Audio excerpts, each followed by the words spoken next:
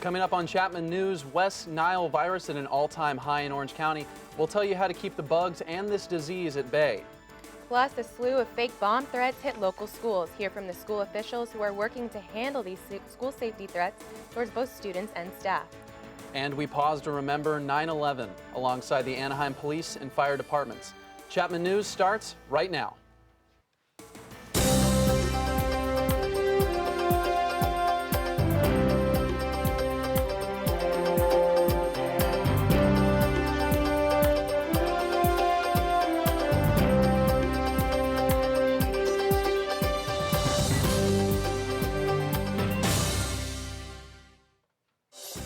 Hello, everybody, and welcome to this semester's first edition of Chapman News. I'm Connor Williams. And I'm Carly Danner. Thanks for joining us.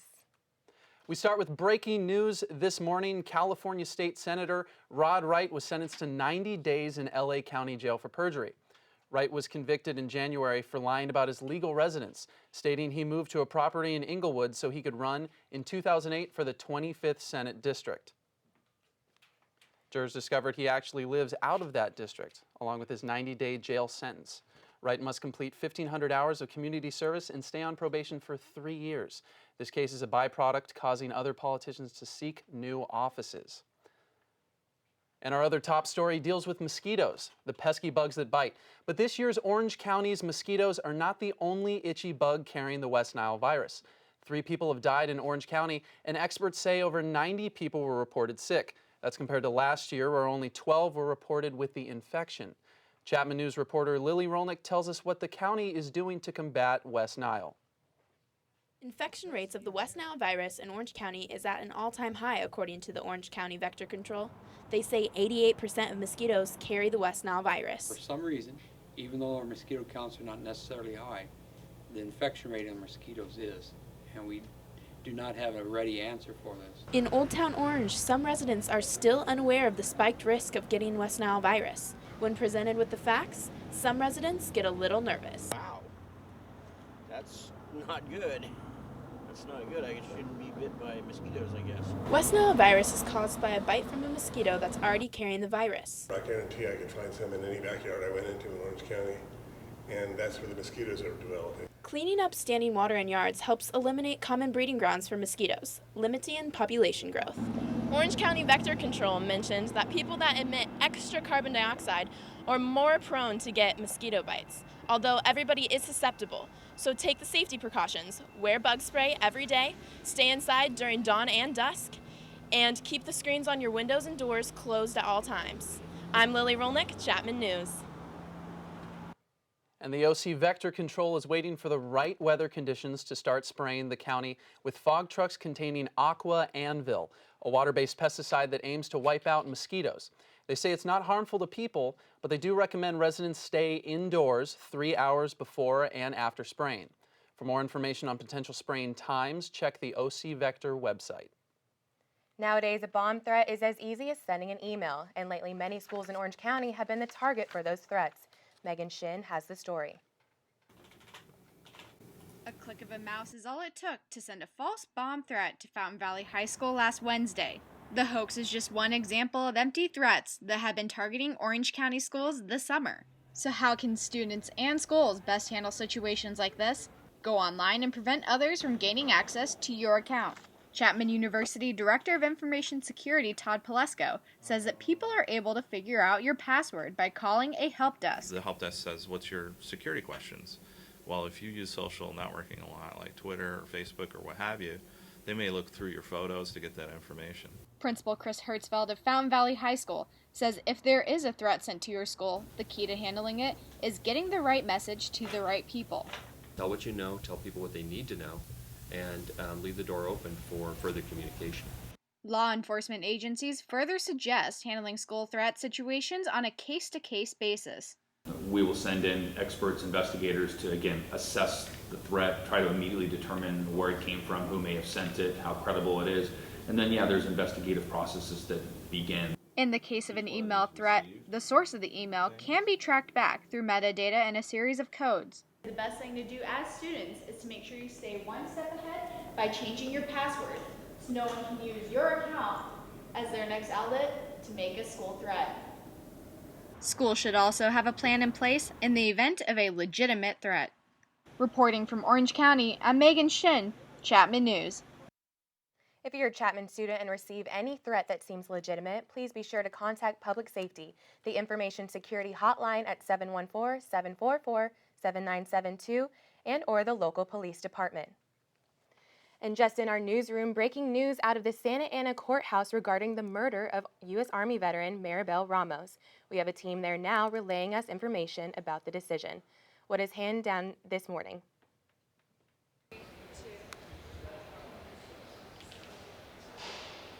Thank you, Carly. I just sat through the sentencing of K.C. Joy, who was found guilty of second-degree murder 2 months ago. Today, he was sentenced to 15 years to life in prison. It's been over a year since 36-year-old Maribel Ramos went missing. She was a U.S. veteran who was days away from graduating from Cal State Fullerton with a degree in criminal justice. After 2 weeks of her disappearance, her body was found in the Majeska Canyon area. K.C. Joy was her roommate, who investigators say had romantic feelings for her. During the search for Maribel in 2013, Joy went to a public library computer where he searched for the exact location where Ramos' body was found and how long it takes for a body to decompose. This information was later classified as evidence against K.C. Joy.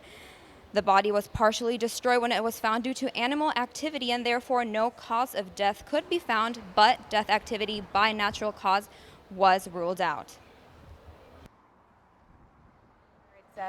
When you Officials go to a say the criminal. That's exactly what K.C. Joy did here. Once again, he was sentenced to 15 years to life in prison.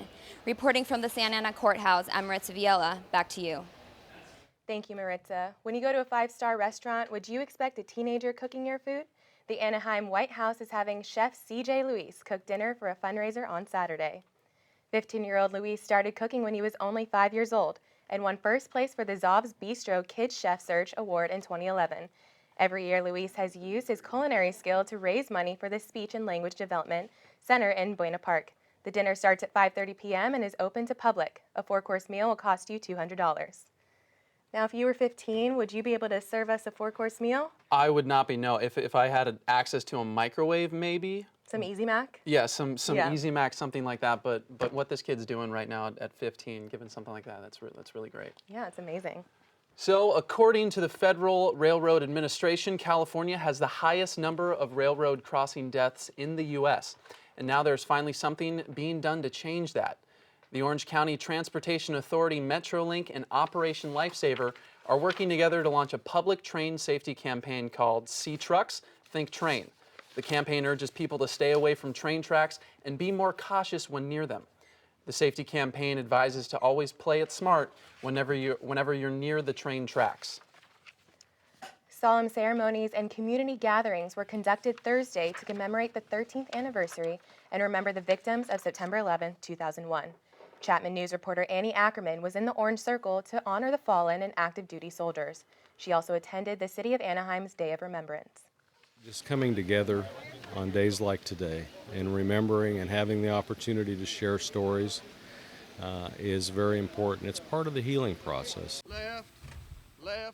Anaheim PD led a special ceremony honoring hundreds of first responders who lost their lives on September 11th. Just constantly being mindful of the motto, we will never forget, the motto that emerged right after 9/11. The crowd listened in silence as the ceremony started with several minutes of audio from 911 calls and police scanners.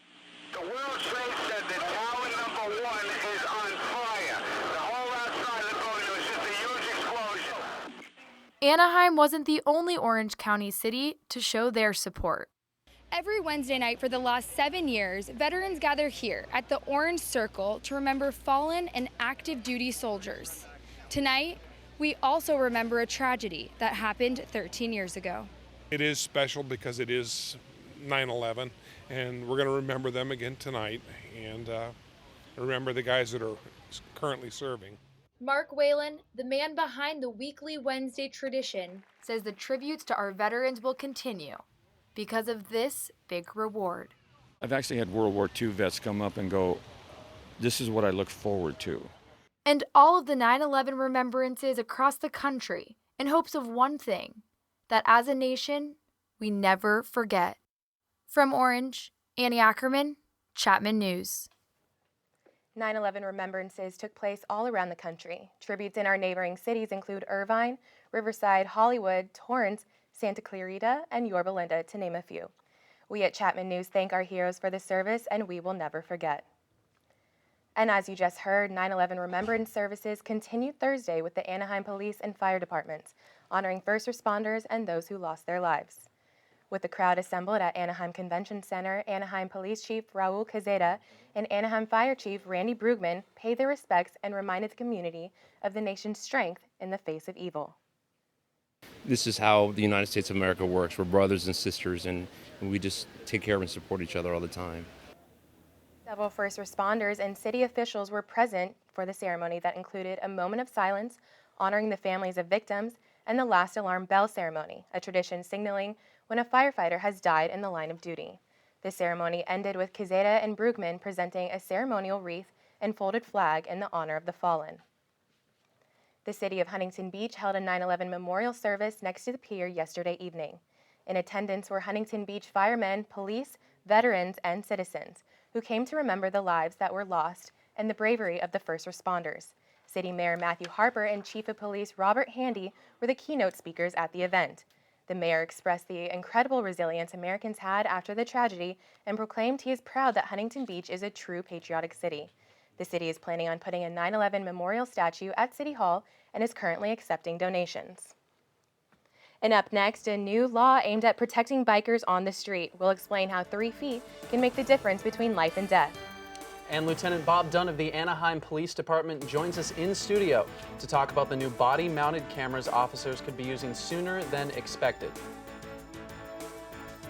I'm weather forecaster Madi Bader, and up next we've got updates on the September heat wave with temperatures reaching triple digits. All that and more after the break. Sure you don't want some? It's chamomile. Listen, you are extremely terrifying. Just the scariest undead subhuman thing on TV, and I really mean that. But I am worried that you could give my kids nightmares if they see you, so I'm gonna have to block you. So that's it. Oh, and tell the zombies they're blocked too.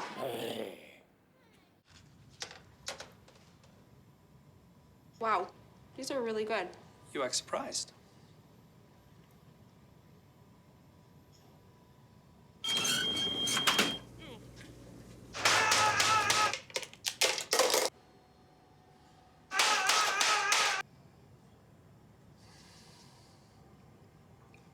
Practice makes perfect. You don't have to be perfect to be a perfect parent. There are thousands of teens in foster care who don't need perfection. They need you.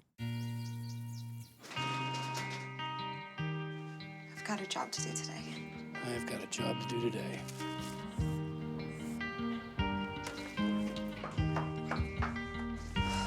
Have a good first day at work, Mom. Your donations to Goodwill fund job training programs right in your community. Feels good to start fresh, right? Sure does. And like that, you're a job creator.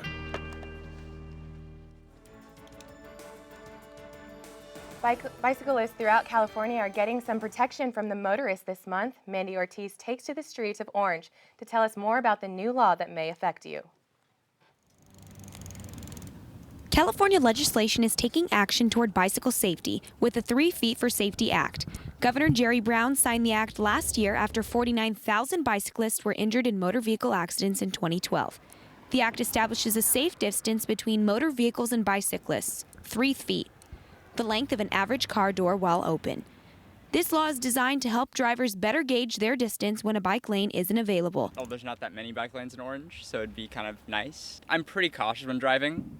I signal with my hands and I wear a helmet. Chapman Public Safety says students need to be more careful on the road. So they have to stay more cautious and become more defensive while riding their bikes. Violations warrant a $35 base fee with more than $150 in additional fees.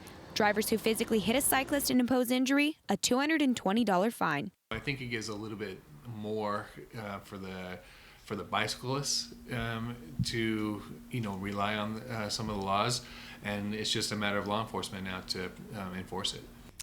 Orange Police Department's Fred Lopez says although the law is a positive step for road sharing safety, he still thinks motorists will get into accidents for not paying attention or using common courtesy.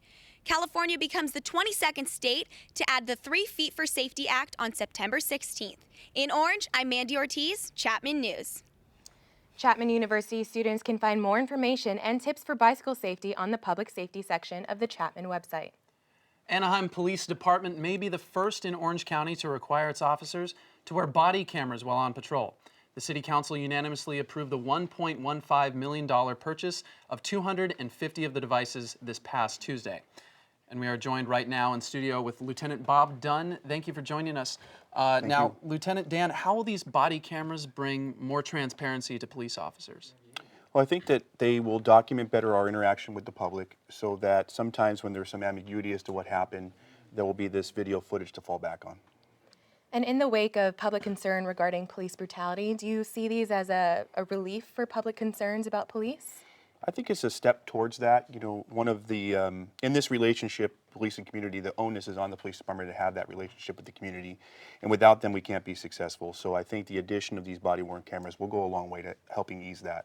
Now, Anaheim is the first city to require that the officers wear these. Do you see other cities following in Anaheim's footsteps?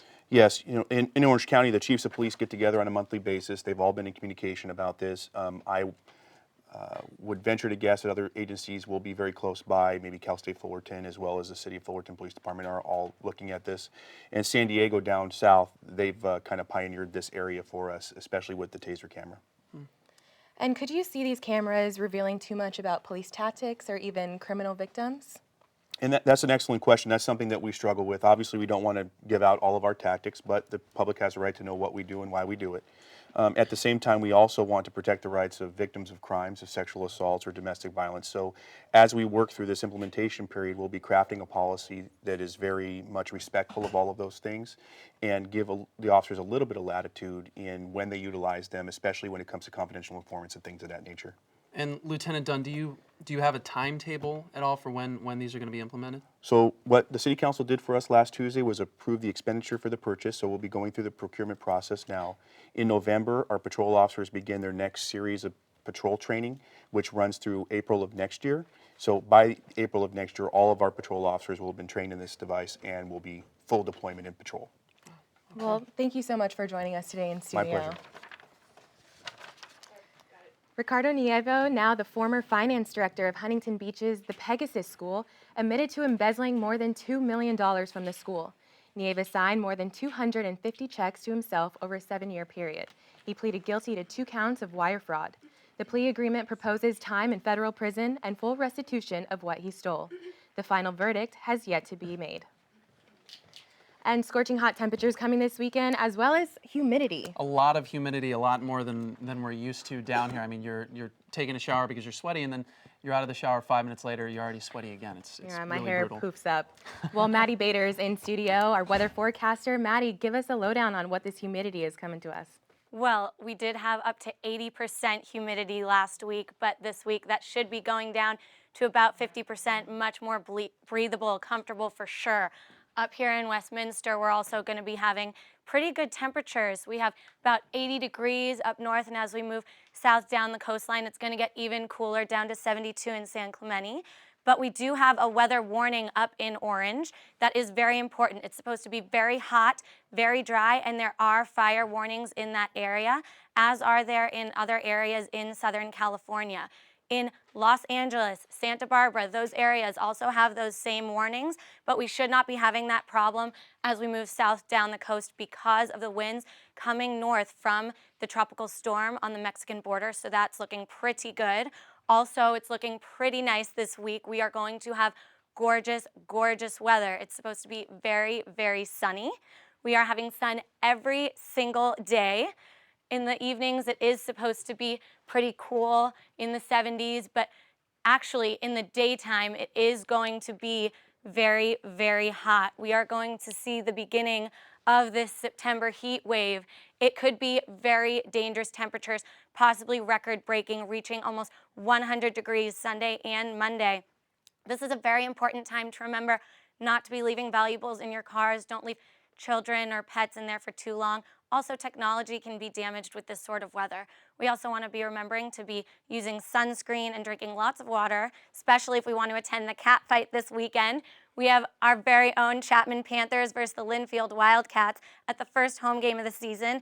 It is supposed to be awesome weather. Around tailgate time, it's going to be almost 100 degrees, so you want to be sure to be wearing those hats, shorts, t-shirts, which will also be good for around game time. It's supposed to be about 90 degrees, and it'll cool down a little bit later to 80 degrees if you want to go out and celebrate after. So, for the rest of sports and this highly anticipated game of the season, here's Charlotte. After the break, a one-on-one exclusive with Chapman football coach Bob Owens plus volleyball brought down the house at the Hut. And a Chapman baseball alum pitches his way to a championship trophy. All that and more coming up next on the Best Campus Sports Show.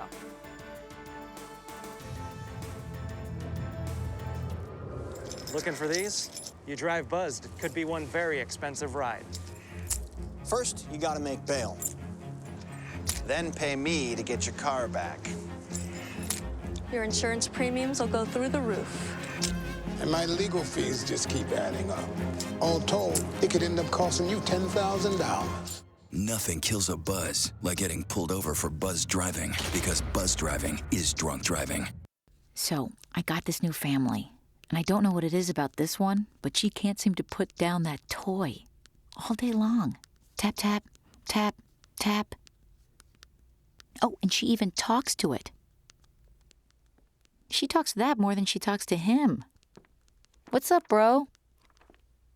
Nice shirt. Who's she talking to? Her mom? She talks to her mom a lot. The next 30 seconds can save you a lot of money. Just do your laundry in cold and stick to full loads. Auto-sleep your computers. Plug your gadgets in a power strip and switch it off when you're done. Headed out? Turn back your thermostat by 10 degrees. And drive sensibly. The more energy you save, the more money you save. Find other great tips at energysaver.gov.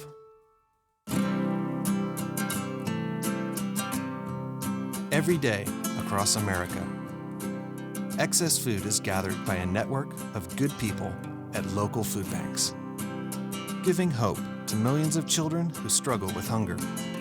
They've earned their wings, and you can too. Together, we can solve child hunger. Support Feeding America and your local food bank at feedingamerica.org. It's a little rough, Go, but... Dave. Great to be here.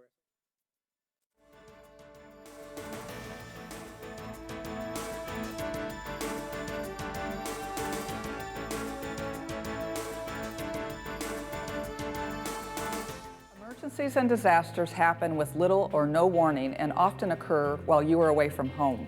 Be ready for emergencies by registering your alternate phone numbers, cell phones, and email addresses at alertoc.com. You will receive alerts when an emergency occurs near your workplace or neighborhood.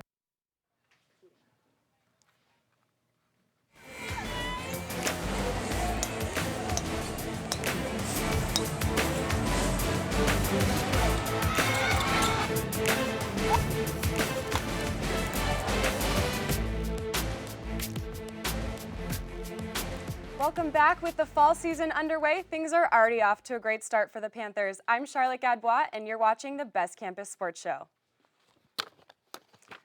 Chapman football opens their season tomorrow at home on Wilson Field, once again under the guidance of head coach Bob Owens. Chapman News producer Wes Rapaport takes us inside the mind of a man looking to continue a historic run. This year is nothing new. High hopes for his Panthers this season after setting records left and right last fall.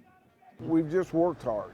With number 5 ranked Linfield the first opponent for this squad, they'll turn to their strong senior leadership. Coach O is confident in this group.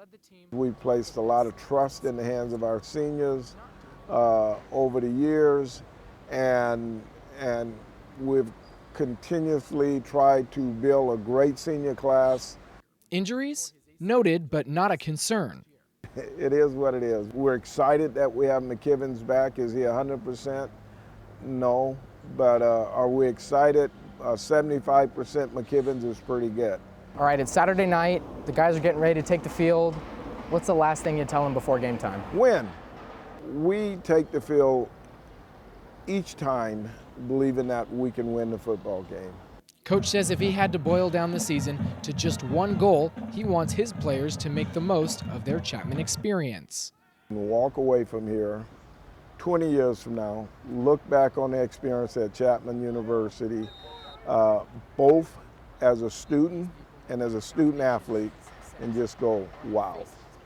And with a promising season, that's all Bob Owens can ask for as he enters his 9th year at the helm. In Orange, Wes Rapaport, Chapman News. The full interview with Coach Owens will air tomorrow night during halftime at the Chapman football game as they take on number 5 ranked Linfield.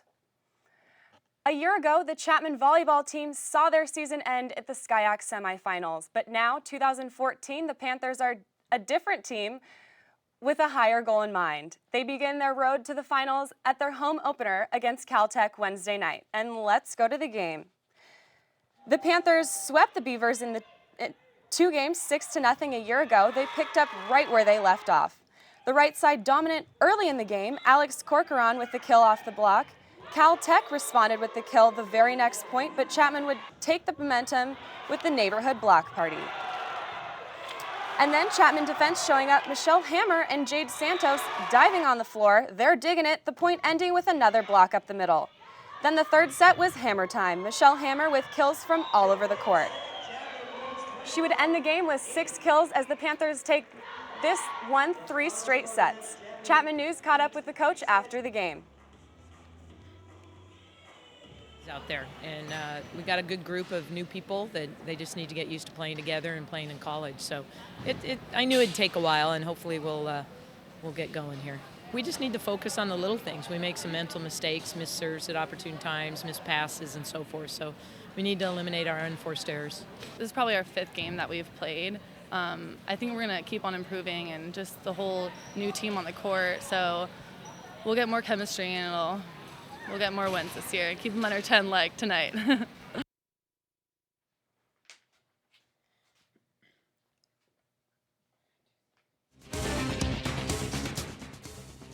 Coming up this week for the Panthers, tomorrow, women's soccer brings back alumni for their alumni game, and after that, Chapman football hosts Linfield for their home opener at 7.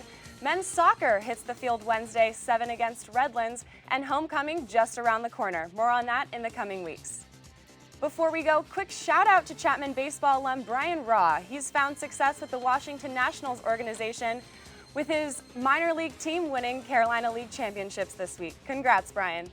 That's all we have. Coming up is entertainment with Jasmine Johnson. What do we got, Jasmine? Coming up, I'll tell you all the hottest events you won't want when you miss this weekend. You're watching Chapman News, Orange County's news leader.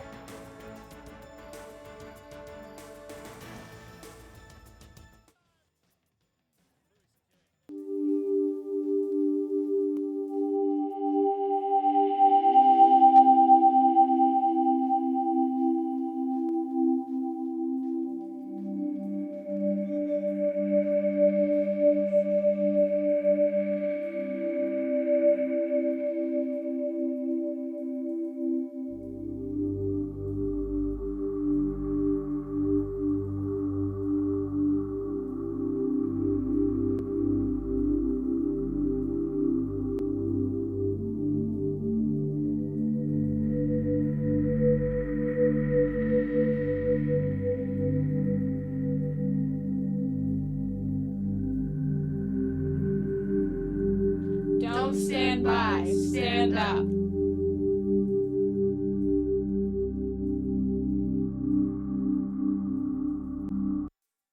Never a dull moment on Chapman's campus, especially this one. This weekend alone, students are in for quite a movie treat. That's right. That's right, Colin and Connie. We're kicking the weekend off with nothing but the classics. Chapman's 6th annual Jim, Jerry, and Marla Black and White Film Festival is in full swing and will be screening the 1940 film Foreign Correspondent.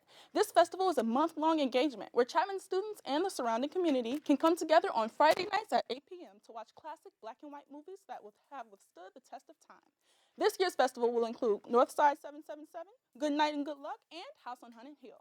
Admission to each screening is free and includes complimentary popcorn and other movie treats. If you thought that was entertaining, Funny or Die is hosting an event that will make you LOL, literally, at some of the funniest comics in the industry. The Oddball Comedy and Curiosity Festival is coming to Irvine's Verizon Wireless Amphitheater this Saturday and Sunday night, with appearances from Louis C.K., Sarah Silverman, Aziz Ansari, and many more. Show starts at 5 p.m., so get your tickets now if you want to get your laugh on this weekend. Speaking of people who have made us laugh, Chapman News would like to remember two great comics we lost this summer, Robin Williams and Joan Rivers. Robin Williams passed away on August 11, 2014 after committing suicide. He was 63. Joan Rivers passed away on September 4, 2014 due to heart failure at age 81. Thank you, Robin and Joan, for providing us all with a lifetime of laughter. All right, Connor and Carly, will I be seeing you at any of these events this weekend? Well, I'd say the film festival. I love free popcorn. I like free popcorn too. I might have to make it out for that, at least tomorrow. Yeah, I will.